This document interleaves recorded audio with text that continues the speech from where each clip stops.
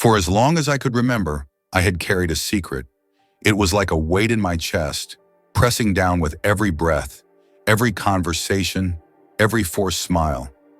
I had always known deep down who I was, but the thought of saying it out loud, of making it real, was terrifying.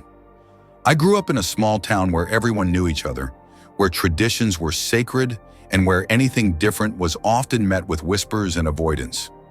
My family wasn't cruel, but they had expectations.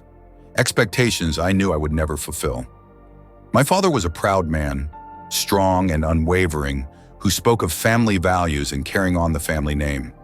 My mother, sweet and nurturing, dreamed of my wedding day, of the wife I would bring home, of the grandchildren she would one day hold. And my older brother James, my best friend, my protector, was someone I had always looked up to. I feared his disappointment the most. For years I tried to ignore the truth. I dated girls, played the role that was expected of me, and laughed along when my friends talked about their conquests. But inside I felt like a fraud. Every time I looked in the mirror, I saw a stranger staring back at me. It was exhausting, pretending to be someone I wasn't, and I knew that if I kept it up, I would lose myself completely. The night I decided to tell them, I could barely eat. We sat around the dinner table, my father talking about work, my mother asking about my day, James teasing me about some girl he thought was interested in me. I forced a laugh, but my hands were trembling. "I need to tell you something," I finally said, my voice barely above a whisper. The room fell silent. 3 sets of eyes turned to me, waiting. My heart pounded so loudly I thought they might hear it. "I'm gay." The words hung in the air, heavy and irreversible. My father's expression darkened, his jaw tightening. My mother's face paled, her hand covering her mouth. James just stared at me, his fork frozen midway to his lips.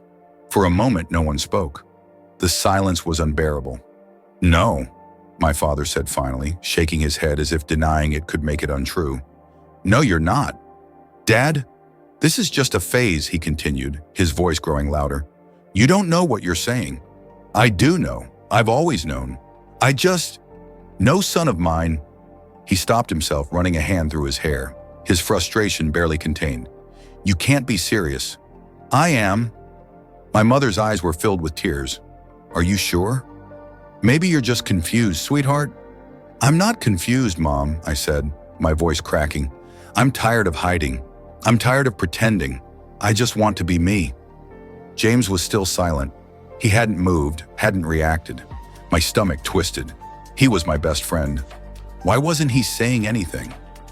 My father pushed back his chair abruptly, the legs scraping against the floor. "I need some air."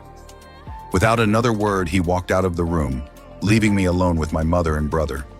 She reached out for my hand, squeezing it gently. "I love you," she said, her voice trembling. I just need time." I nodded, unable to speak past the lump in my throat. James finally set his fork down. "You should have told me sooner," he said, his voice unreadable. "I was scared." He sighed, running a hand over his face. "You're still my brother," he said at last. "That's not gonna change." Relief washed over me, but it was bittersweet. My father had walked away. My mother was struggling.